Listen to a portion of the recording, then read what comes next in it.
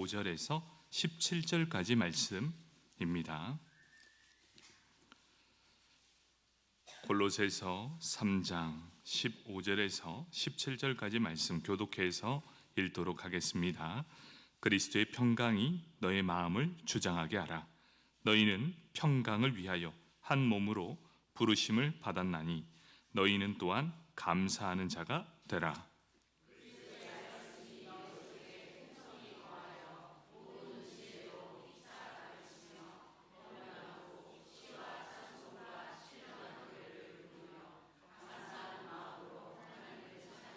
함께 읽겠습니다. 또 무엇을 하든지 말에나 일에나 다 주 예수의 이름으로 하고 그를 힘입어 하나님 아버지께 감사하라. 아멘. 6, 7 구역 나오셔서 특송하시겠습니다.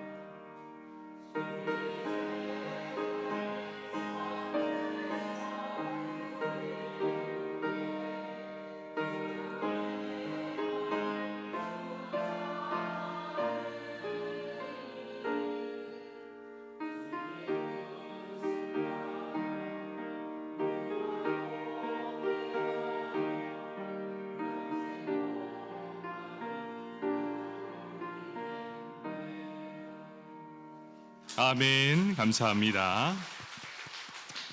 우리 6, 7 구역 우리 너무나 귀한 분들입니다. 다시 한번 힘내시고 우리 구역을 위해서 힘써 달라고 우리 함께 박수하겠습니다. 감사합니다. 우리 함께 골로새서 3장 15절에서 17절까지 말씀, 감사하는 사람이 되라 라는 제목으로 함께 은혜를 나누도록 하겠습니다. 우리 말씀을 듣기 전 옆 사람 바라보면서 인사하겠습니다. 오늘 하루 수고 많으셨습니다.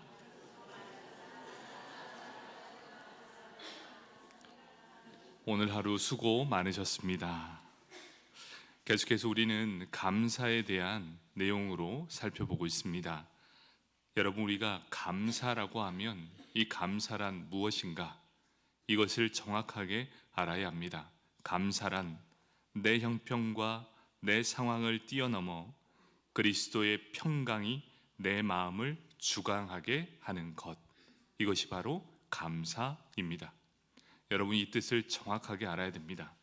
내 형편, 내 상황을 뛰어넘는 그리스도의 평강이 내 마음을 주장하게 하는 것, 그것이 바로 감사입니다. 힘들고 어려운 상황 가운데서도 하나님의 말씀이 풍성하게 우리 안에 거하게 될 때 하나님의 힘을 입어서 나타나는 반응이 바로 감사라는 것이지요. 결국 감사는 내 형편과 상황을 뛰어넘는 것이지만 내 안에 하나님의 말씀이 없다면 절대로 감사가 나올 수 없다는 결론에 도달하게 됩니다. 그렇다면 감사가 넘쳐나는 사람이라면 내 안에 뭐가 있을까요? 하나님의 말씀이 충만하게 임한다는 것이지요. 어느 순간 그 말씀이 톡 하고 튀어나옵니다. 그리고 나를 위로해 주십니다. 그때의 반응이 곧 감사입니다. 여러분, 감사가 내 안에 넘쳐나려면 내 안에 뭐가 가득해야 됩니까? 하나님의 말씀이 충만하게 임한 사람은 내 마음속에 감사가 더욱더 넘쳐나게 될 것입니다. 결국 감사란 하나님의 말씀에 대한 반응이기 때문입니다. 여러분, 그래서 말씀을 읽어야 합니다. 그리고 그 말씀이 어느 순간 내 속에 스며들어 나에게 힘이 되고 내 안에 하나님을 향한 갈망이 바로 우리 자신 안에서 일어나게 된다는 것이지요. 현실은 힘듭니다. 어려움에 처해 있습니다. 하지만 하나님이 나를 구원하시라는 믿음을 가질 때 우리는 감사할 수 있다는 것입니다. 나는 하나님의 자녀이다. 하나님은 하나님의 자녀를 절대로 포기하지 않으신다. 바로 그 하나님이 나의 아버지가 되신다. 바로 이러한 상황 속 하나님을 알면 알수록 현실을 뛰어넘는 바로 그런 감사가 우리 입술에 넘쳐나게 되기 때문입니다. 여러분, 하나님 말씀을 가까이 하십시오. 그리고 예배를 사모하십시오. 하나님이 어떠한 분이신지를 묵상하십시오. 우리는 그것을 읍조림이라고 합니다. 이 비둘기가 구구 하면서 우는 것처럼 우리에게 주신 하나님의 말씀을 읍조릴 때 감사가 넘쳐나게 될 것입니다. 오늘 말씀은 사도 바울은 감사하라 이렇게 말하지 않습니다. 어떤 사람이 되라 이렇게 말합니까? 감사하는 자가 되라. 이것을 풀어 말하니 감사하는 사람이 되라 이렇게 말씀하고 있습니다. 본질적으로 내 성품이 감사라는 것으로 채워지길 원한다. 감사로 채워지기 위해서는 하나님의 말씀이 내 안에 충만하게 거해야 한다. 바로 이것을 말씀하고 있습니다. 바울은 우리에게 우리가 어떤 사람이 되어야 하는가에 대해서 확고하게 말하고 있습니다. 너는 감사하는 사람이 되라 이렇게 분명하게 말씀하고 있습니다. 사랑하는 성도 여러분, 우리가 삶을 경험하면서에 통해서 가장 먼저 깨닫게 되는 최고의 축복이 어떤 축복입니까? 여러분이 삶을 살아오면서 우리는 많은 축복이 있지만 그 축복 중에 하나를 꼽으라면 소유의 복, 그럴 수 있습니다. 그런데 이것보다 더 큰 복이 관계의 축복이라는 사실입니다. 관계의 복이 훨씬 크다는 것을 말씀해 주고 있습니다. 시편 1편에서도 복 있는 사람은 이렇게 말하면서 소유의 복을 말하지 않습니다. 마태복음에서도 팔복의 가치를 통해서 느낄 수 있다는 것이지요. 감사하는 사람은 그의 삶의 변화를 통해 많은 사람들과의 관계의 회복의 복을 누린다는 것입니다. 결국 감사하는 사람은 어떤 최고의 축복을 받느냐? 관계의 회복을 받게 된다. 여러분, 이것만큼 귀한 축복이 어디 있겠습니까? 가정 안에서부터 회복하셔야 됩니다. 가정 안에서 관계가 회복되어야 합니다.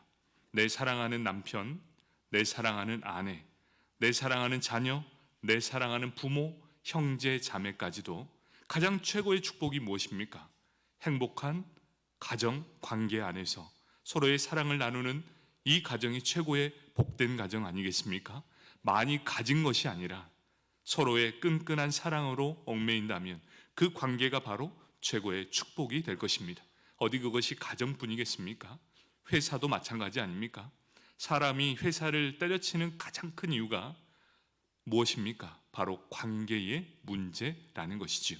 여러분이 관계에서 주어지는 것. 그런데 오늘 성경은 이렇게 말씀합니다. 감사하는 사람이 될 때 이 관계가 회복되게 된다는 것. 바로 그것을 의미하고 있습니다. 그리고 그것을 뛰어넘어 교회 안에서는 어떻습니까? 여러분, 우리 교회는 모든 성도님들이 함께 관계가 다 회복되는 가장 귀한 축복의 통로인 교회 맞습니까? 맞습니다. 교회가 행복해지려고 하고 부흥하는 교회의 특징이 뭔지 아십니까? 바로 이 관계가 회복됩니다. 여러분, 이 성장하고 회복되고 성령이 충만한 교회는 이 막힌 담이 다 허물어지게 되어 있습니다. 그리고 서로가 서로의 사랑이 흘러넘치는 교회. 그러면 하나님이 사람들을 보내주십니다. 왜 그럴까요? 감당할 수 있을 만큼의 그런 역량이 있다면 하나님은 부어주실 준비를 하고 있다는 사실입니다. 여러분, 우리 교회가 그런 교회가 되기를 축복합니다. 관계 회복이 되려면 감사의 사람이 되어야 하는데, 감사의 사람이 되려고 하면 가장 먼저 하나님의 말씀에 충만해야 가능하다는 것이지요. 여러분, 예배를 통해, 말씀을 통해, 찬양을 통해, 기도를 통해 가장 먼저 감사하는 자가 되길 축복합니다. 그 후로 모든 관계가 회복되는 복을 누리게 될 때 바로 우리 교회뿐만 아니라 이 한국 교회는 회복의 역사를 기대하게 될 것입니다. 감사하는 사람이 되면 불행이 행복으로 바뀌게 됩니다. 우리 인생에서 심각한 문제가 생겼을 때 사실 그 일은 동전의 양면하고 똑같아서 불행이 있으면 그 동일한 지점에 행복이 있다는 사실을 발견하게 된다는 것입니다. 우리가 감사하는 순간 불행 쪽이 아니라 행복 쪽을 보게 된다는 것입니다. 사도 바울은 삶에서 가장 비참한 인생을 산 삶이었습니다. 인간의 생각에서 보면 불행 쪽이었지만 바울은 오히려 감사를 선택하면서 감사를 고백하는 인생을 살게 됩니다. 내가 오히려 생명을 얻었노라. 모든 것을 잃었지만 주님이 찾아오셔서 내 생명을 건져 주셨다.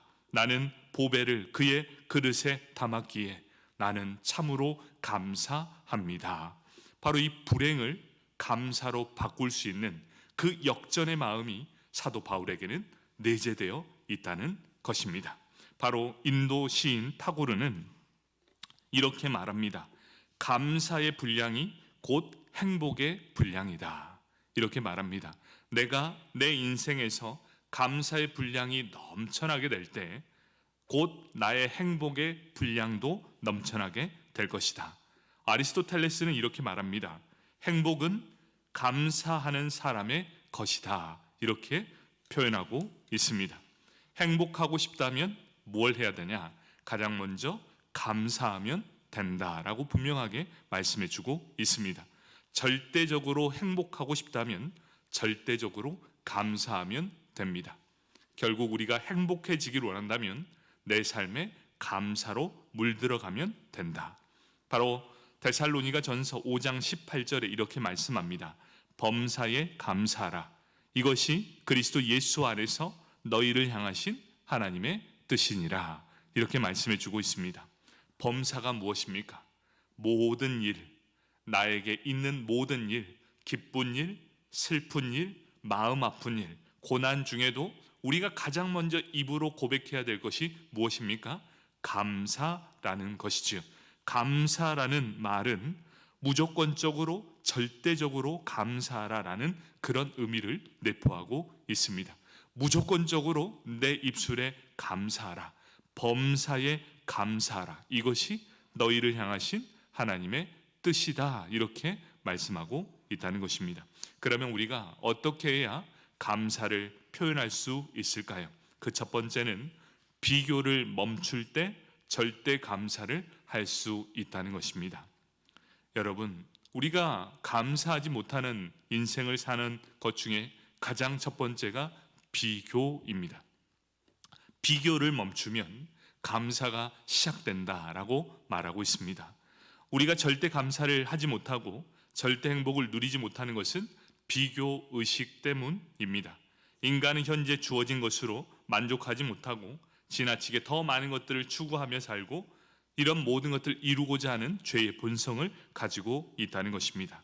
세계적인 심리학자 칼 융은 이런 권면을 합니다. 건강한 사람, 행복한 사람이 되려면 모든 존재에 대해서 개별화된 의식을 가져야 한다. 다른 사람 비교하지 말고 너 자신이 얼마나 최고의 자존감을 가지고 있는가, 너는 그 상태로 최고라는 이 자존감이 있다면 더 이상 너는 비교하지 않고 건강하고 행복한 사람이 될 수 있다라는 것입니다. 행복한 사람이 되기 위해 그 첫 번째, 다른 사람과 비교하지 마십시오. 그리고 자신만이 가지고 있는 독립적이고 절대적인 의식을 가져야 합니다. 우리가 수요일 날 잠깐 숙제를 냈었죠. 나에게 장점이 무엇인가? 여러분 다 숙제하고 있었습니까? 아니요. 실질적으로 이제 구역 신방을 가서 그런 대화를 나누었는데 얼마나 은혜가 되는지 모릅니다. 내 자신이 알고 있는 장점도 있지만 다른 사람이 나를 보며 느끼는 장점을 함께 나누는 시간을 가졌습니다. 참 은혜가 되더라고요. 여러분, 각자마다 주어진 이 한 가지의 장점들이 있을 겁니다. 여러분, 그 장점 한 가지를 꼭 찾으셔야 합니다. 그리고 그 장점을 살리셔야 한다는 것이죠. 왜 그렇습니까? 그 장점은 자기만의 독립적이고 절대적인 의식을 가지고 있다는 것입니다. 우리가 나누었던 구역 중에 그 이야기를 하더라고요. 당신의 장점이 무엇입니까? 라고 물었을 때 우리 당사자가 여기 있는데 죄송합니다. 어떤 말을 했냐면 모든 상황을 긍정적으로 받아들이는 마음이 있습니다. 이렇게 고백했어요. 여러분, 이런 능력은 참 좋은 능력 아닙니까? 그렇구나. 여러분, 이런 능력은 참 좋은 능력 아닙니까? 어떤 상황 속에서도 긍정적으로 바라보는 시각, 참 이것은 누가 봐도 큰 장점이었습니다. 여러분, 우리가 그런 모습을 갖길 원합니다. 바로 이 감사의 삶은 어떤 무엇을 하든 긍정적으로 그 상황을 바라보는 것이지요. 다른 것과 비교하지 않고 주체적이고 독립적인 생각을 하는 사람, 그 사람은 더 감사하고 행복한 삶을 누릴 수 있다는 것입니다. 우리가 계속해서 이야기합니다. 행복의 시작은 무엇으로부터 시작입니까? 감사로부터 시작된다는 것, 바로 그것을 꼭 깨닫길 원합니다. 그래서 행복은 비교하지 않는 것부터 시작이다. 다른 사람과 비교하지 마십시오. 그냥 그 자체로 최고의 완성품입니다. 그렇기에 다른 사람과 비교하지 않고 다른 사람, 다른 집, 다른 교회와 절대 비교하지 마십시오.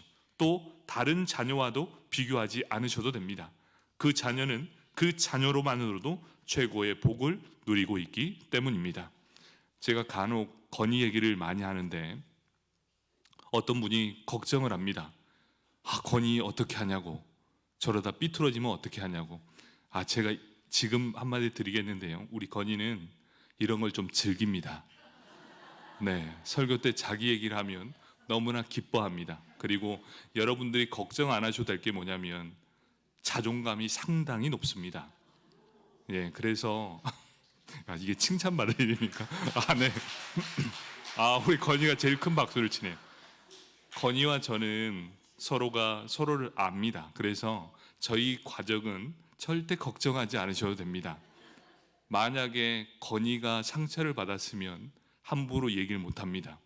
그런데 건이는 즐겨요. 더 해달라고. 옆에서 찬이도 이야기합니다. 아빠 나도 해줘. 네, 여러분 그래서 전혀 걱정하지 않으셔도 됩니다. 그래서 저희 가족 안에서는 이런 자존감이 넘쳐납니다. 이런 관계들이 회복될 때 가족이 행복한 것 아니겠습니까?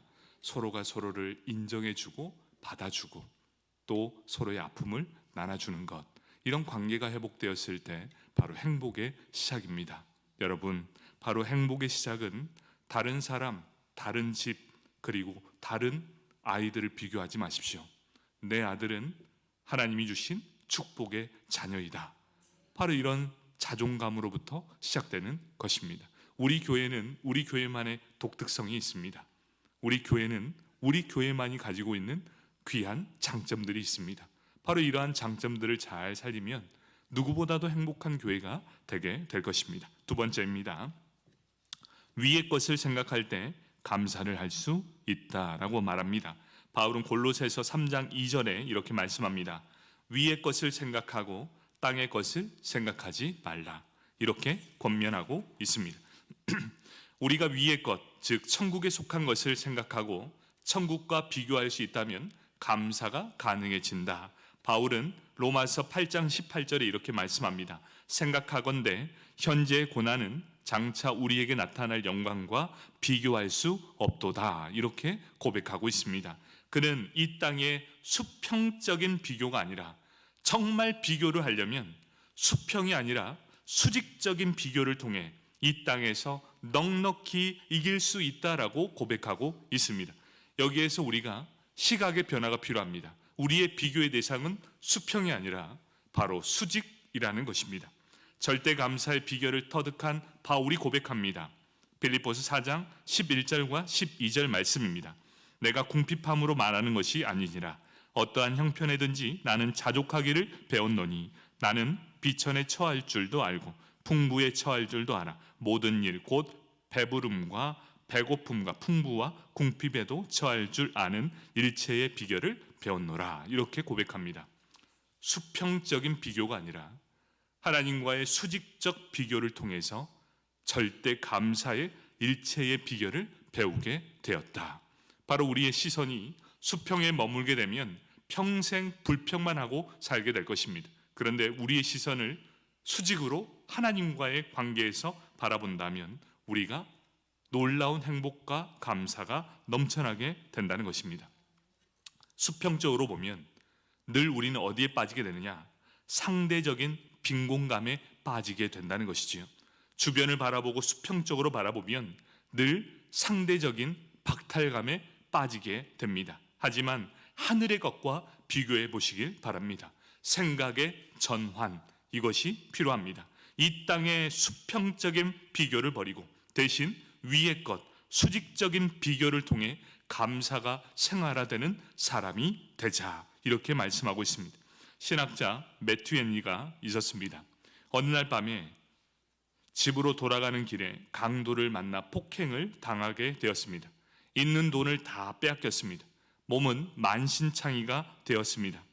그리고 그가 했던 행동은 무엇이냐? 집으로 돌아와서 무릎을 꿇고 하나님께 감사 기도를 드렸다는 것이지요. 그의 감사의 기도의 내용은 이렇습니다.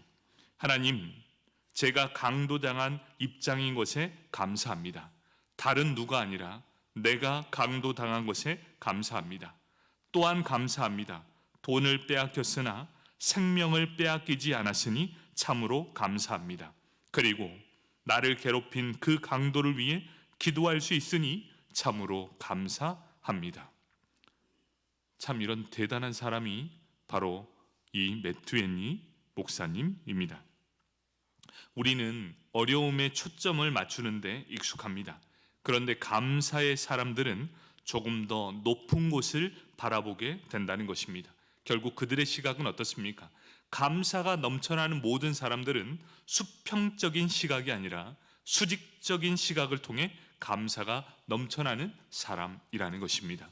여러분, 우리의 시선이 수평이 아니라 수직이 된다면, 하나님께서 허락하신 모든 것들이 감사로 느껴진다면 우리 삶에 감사가 넘쳐나게 될 것입니다. 세 번째입니다. 매 순간마다 감사할 때 우리는 절대적인 감사를 할 수 있다는 것입니다. 오늘 본문에 감사하라 라는 이 말씀이 3번 반복해서 나옵니다. 15절에 보니까 너희는 또한 감사하는 자가 되라. 16절에 감사하는 마음으로 하나님을 찬양하고, 17절에 그를 힘입어 하나님 아버지께 감사하라. 사도 바울이 이와 같이 감사에 대해서 반복하고 강조했던 이유는 성도는 감사하는 사람이라는 것을 강조하기 위해서입니다. 바로 감사의 힘은 전혀 새롭지 않는 일상을 새롭게 해석해 즐겁게 누릴 수 있게 하는 능력이다, 이렇게 말하고 있습니다. 하나님은 수고하고 무거운 짐을 지며 살아가는 우리에게 감사요법을 허락해 주십니다. 이 감사요법이 무엇이냐? 땡큐 테라피라고 합니다. 감사요법, 땡큐 테라피. 이것을 회복하길 원하시고 계신다는 것이지요. 무엇을 하든 이런 감사요법, 새롭지 않는 일상을 새롭게 해석하고 즐길 수 있는 능력, 이것이 바로 감사요법이라고 합니다. 우리는 애완동물로 개와 고양이를 기릅니다. 그런데 개와 고양이의 차이점이 있다고 합니다. 개는 하나만 잘해줘도 주인을 잘 따릅니다. 그런데 고양이는 10가지를 잘해주다가 하나만 못해주면 성질을 부리고 주인을 배신한다, 이렇게 말합니다. 우리는 둘 중 어떤 유형의 신앙생활을 하고 있으십니까? 우리의 인생에 주인 되시는 하나님의 은혜를 알고 작은 것에 감사할 줄 아는 개와 같은, 좀 표현이 그렇습니다. 네. 강아지와 같은 믿음의 사람인가?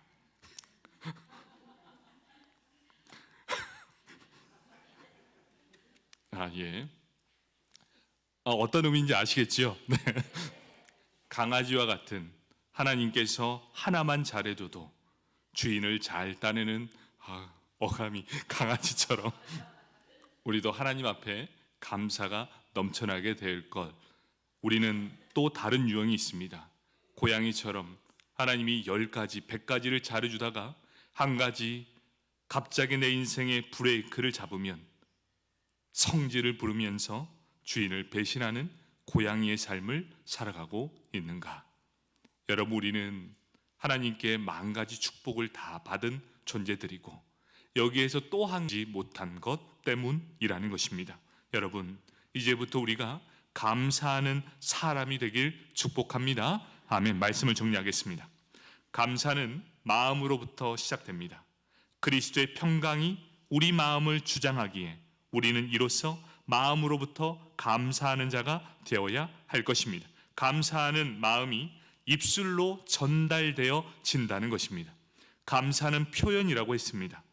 감사하는 마음이 멜로디가 되어서 우리는 입을 벌려 시와 찬미와 신령한 노래로 하나님께 감사 찬양할 것입니다. 감사하는 마음과 입술의 찬송에만 머물러 있지 않고 우리의 말과 입을 통해 우리의 삶 가운데 나타나여 질 것입니다. 결국 이것이 무슨 말입니까? 우리의 말과 우리의 일을 통해 감사함은 그리스도의 영광을 드러내는 일이며 우리는 그리스도의 사람됨을 다른 사람에게 증거하는 일을 해야 한다는 것입니다.